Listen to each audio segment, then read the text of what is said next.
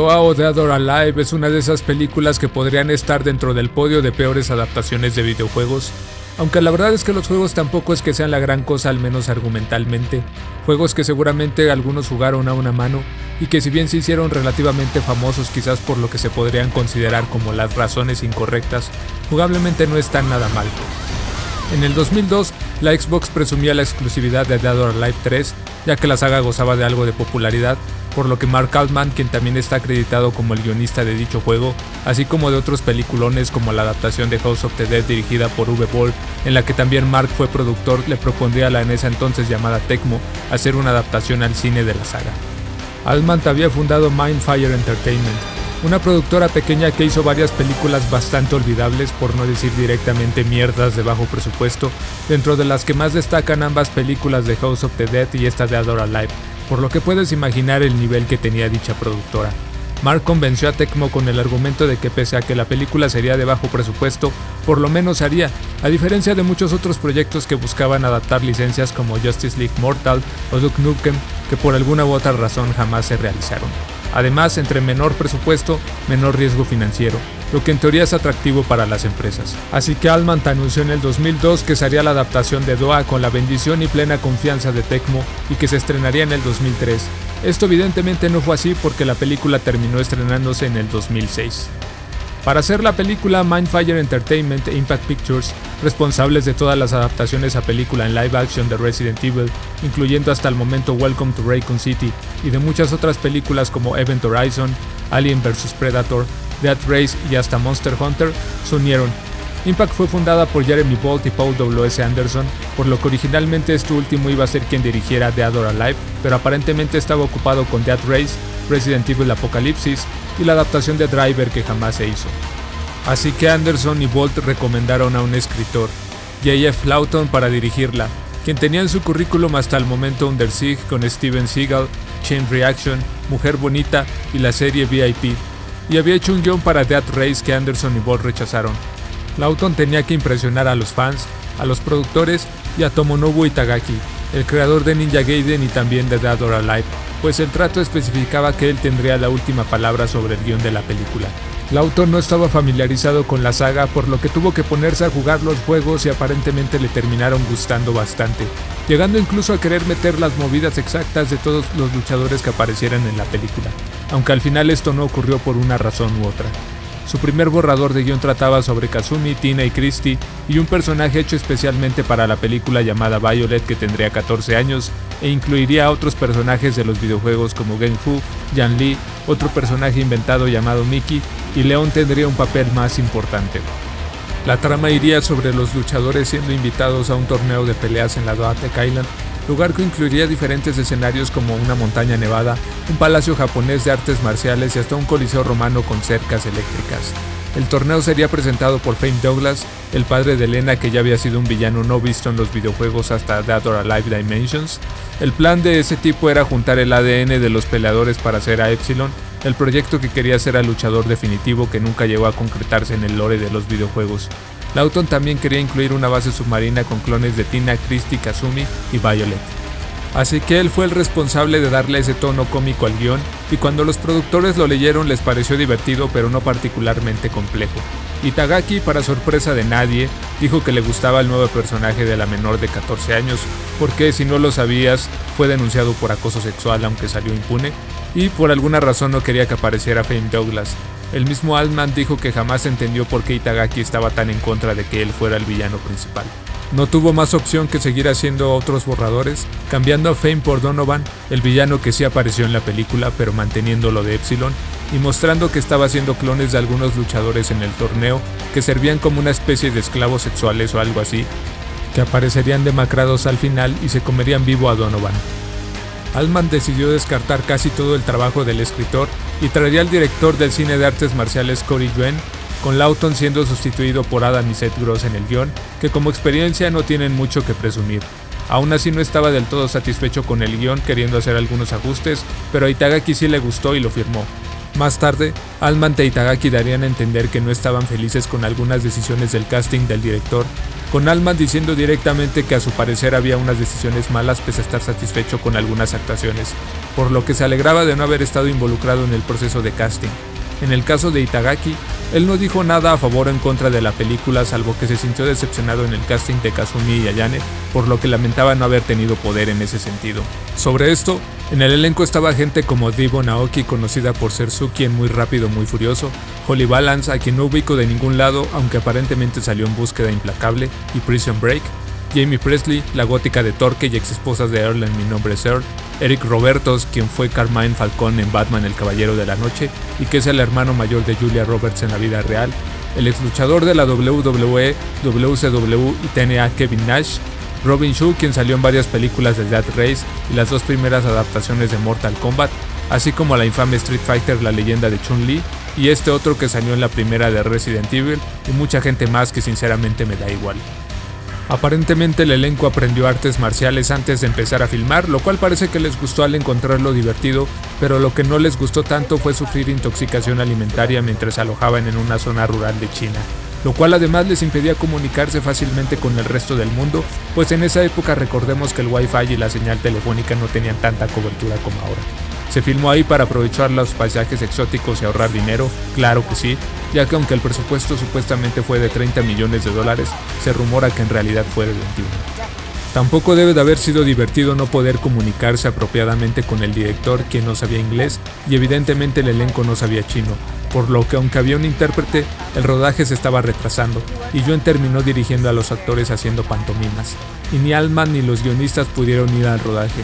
Pero pese a todo, la filmación se terminó en julio de 2005, solo que ni Mindfire ni Impact habían conseguido distribuidor, que terminó siendo Constantin Film para noviembre de ese año, que también ha estado involucrada en las películas live action de Resident Evil. Pero aunque todo parecía que fluiría bien a partir de ahí, a Constantin se le ocurrió hacer un estreno limitado en mercados como Reino Unido, Australia y Filipinas para probar el desempeño de la película. Se estrenó hasta septiembre de 2006 y generó unos $6 millones ahí sin apenas marketing, lo que se consideró un debut decente, pero por alguna razón su estreno para América del Norte se retrasó hasta el siguiente año, filtrándose antes de que anunciaran la fecha oficial de su estreno, que fue hasta 2007, y solamente en 500 cines, lo que resultó en $26,000 en su primer fin de semana, para ser retirada 3 semanas después haciendo la enorme cifra de $480,000. Si hacemos la suma de todas estas cifras dan como 7 millones y algo a nivel mundial, que aunque hubieran sido los 21 millones de presupuesto, seguirían siendo un fracaso enorme. Recordemos la regla de multiplicar por 3 para que una película salga rentable. Así que para haber sido un éxito debió haber hecho 63 millones o 90 millones si es que costó 30. Y como no hay cifras de cuánto generó en el mercado doméstico y jamás se hizo secuela, creo que podemos estar seguros de que fue un fracaso total. Aún así, Altman dijo que no ama la película pero tampoco la odia, simplemente le gusta, y si hubiera tenido un mayor éxito en EU le habrían hecho una secuela o continuación como serie, llegando incluso a contactar a un escritor para esto, pero sin poder convencer a ningún inversionista, y se entiende por qué. También dijo que le hubiera gustado sacar más provecho de las locaciones, que la película estaba adelantada a su tiempo y otras cosas más. Anderson también defendió a la película diciendo que creía que era un gusto culposo para mucha gente. Yo no me incluyo porque no creo que existan los gustos culposos. Si te gusta algo es en la mayoría de los casos respetable, y por lo menos para él lo era. Pues sabía que no era una película compleja y que al final de cuentas cumplía con ser divertida durante sus 90 minutos de duración. Pero a quienes no les hizo gracia la película fue a los de Tecmo, y hasta circuló el rumor de que habían prohibido licenciar sus franquicias para adaptaciones al cine, lo cual probablemente no sea verdad, considerando que hay una adaptación de Fatal Frame que salió en el 2014 y para no variar poco tiene que ver con el videojuego que adapta. Pasando a la película, vemos a la princesa Kazumi, que tiene que asumir el liderazgo de su clan tras la muerte de su hermano, aunque ella no está convencida de esto, por lo que tiene que escapar de su reino para intentar encontrarlo, aunque esto signifique convertirse en una paria, cosa que al parecer su hermano también hizo, porque aparentemente abandonar el templo es, por alguna razón, la mayor afrenta que puedes hacer. Según esta película, la palabra shinobi es sinónimo de renegado, lo cual no sé si es cierto o qué. Se presenta a Ayane, quien era al parecer el interés amoroso de Hayate, el hermano de Kazumi, y al irse Kazumi ahora tiene la misión de matarla.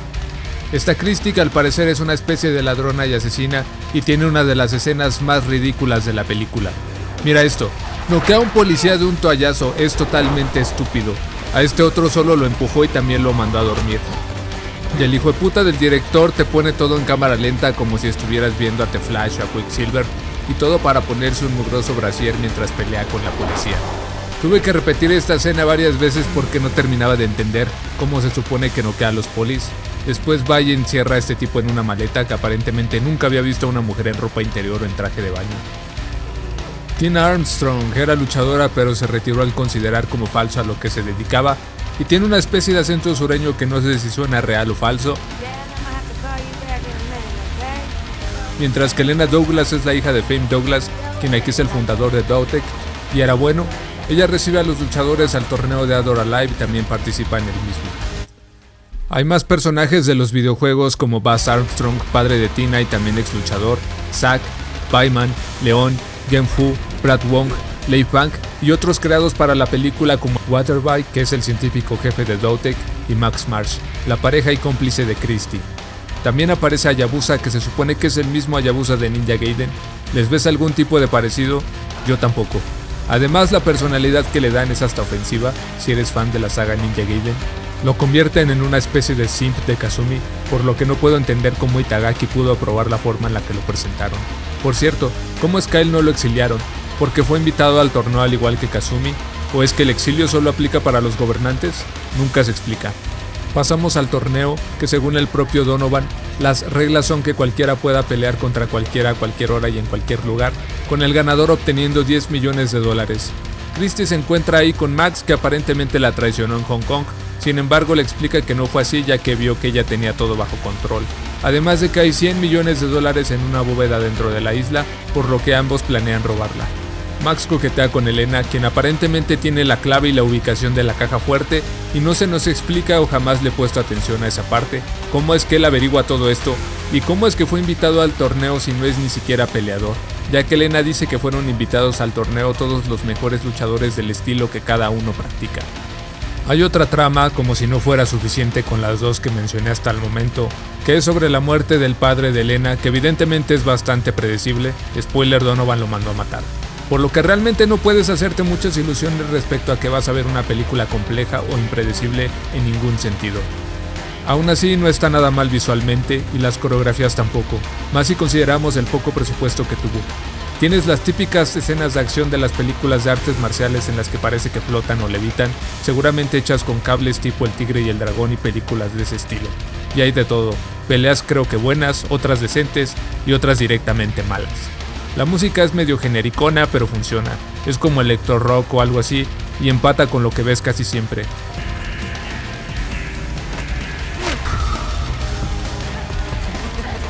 Hay algo de product placement con Vitamin Water, e igualmente la producción está bien.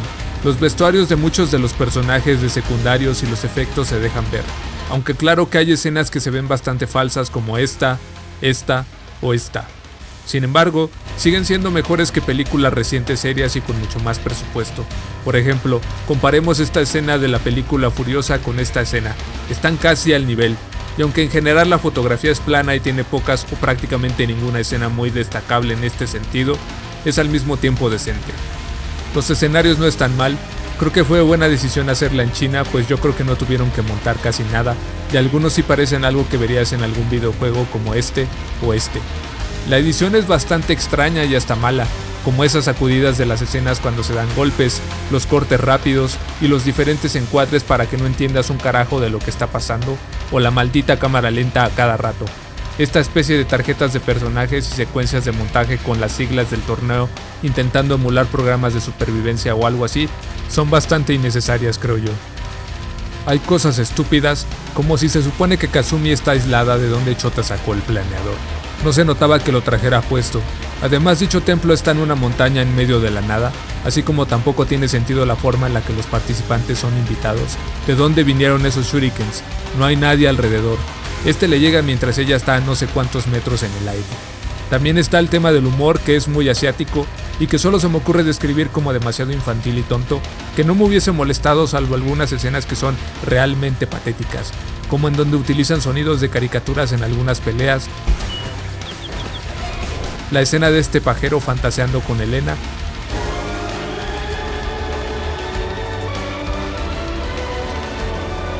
o la supuesta pelea entre Max y Bayman, que es el SIDA.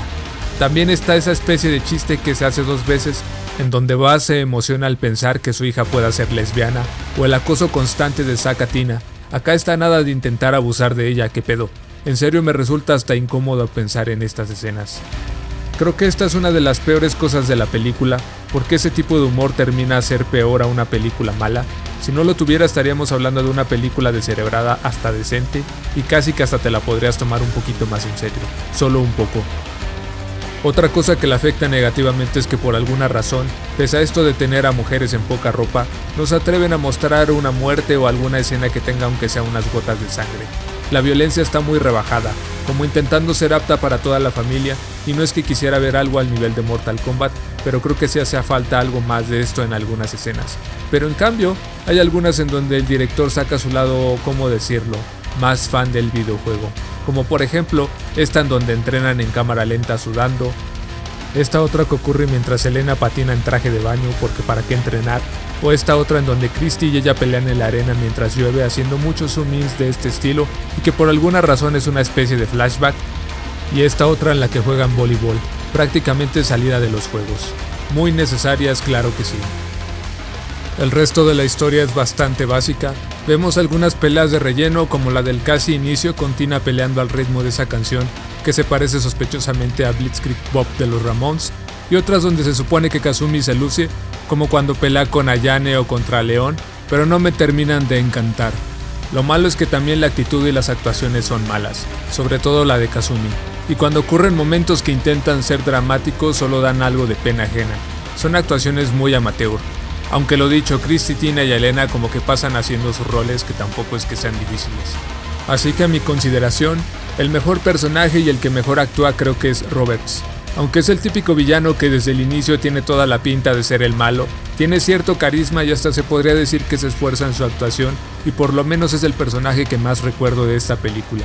Su plan consiste en recopilar información de los luchadores tras inyectarles nanobots, y en este caso no es para ser un ser que tenga todas estas habilidades como Epsilon o Zed de Street Fighter 4, o para inyectárselas él como el hermano sangre de los Teen Titans, sino pasarlas de alguna manera a unas gafas. Cosa que sobra decir que es una estupidez a como lo pienses. Es decir, aunque uses los putos lentes, a menos que tengas una gran habilidad física, ¿cómo es que vas a poder hacer los movimientos que se cargaron en ellos? No creo que funcione si eres un gordo fuera de forma, ni siquiera si eres un luchador promedio. ¿Qué utilidad tendrían? ¿Quiénes los comprarían?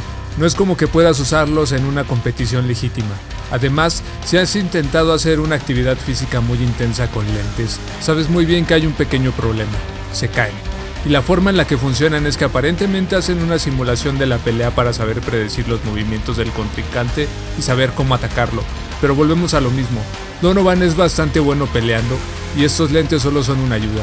Pero si en tu vida has dado una patada karateca no creo que servirán de mucho. Una persona promedio ni de pedo puede hacer esta mierda con o sin los lentes puestos. Mira a los posibles compradores, parece que agarraron a cualquiera que encontraron e hicieron una llamada en Zoom. ¿Crees que alguno de estos es alguna especie de maestro de artes marciales o genio criminal? Vemos que el hermano de Kazumi, para sorpresa de absolutamente nadie, está vivo, y para haber estado secuestrado y adormecido durante todo este tiempo está en bastante buena condición física, solo que lo raparon por la razón que sea. Elena descubre la verdad del asesinato de su padre por órdenes de Donovan. Tenemos una pelea entre él y Ayate que la verdad no está nada mal. El nerd pervertido hackea el sistema teclando a lo pendejo y envía un correo a la CIA para avisar lo que está haciendo Donovan. Y una pelea de las chicas contra Víctor que me hace pensar en Los Ángeles de Charlie, en donde ocurre esto con los lentes. Se caen, permitiéndoles vencerlo y a Kazumi ponerle una aguja de acupuntura que lo paraliza. Hay una explosión en el Buda después de que Donovan activara la autodestrucción en donde él muere. Todos los demás se salvan. Una especie de compilación final como si estuvieras viendo La Isla o uno de esos programas de supervivencia. Y finalmente vemos a las chicas a punto de luchar contra 300 tipos en el castillo de Kazumi posando. Tiene malas críticas y la realidad es que casi estoy de acuerdo, aunque tal vez le daría un 5.1, 5.2 porque he visto cosas mucho peores. Y tal vez hayas notado que no he mencionado para nada la trama del videojuego y qué tan fiel es, y esto es porque la historia es también una mierda en el videojuego. Ahí Kazumi va en búsqueda del tipo que lesionó a su hermano, o sea que ni siquiera lo mataron, y resulta ser que su tío fue el que lo hizo. Así que hasta diría que da bastante igual si es fiel o no, y por momentos me parece que incluso la historia de la película supera la del videojuego, y tiene un poco más de encanto.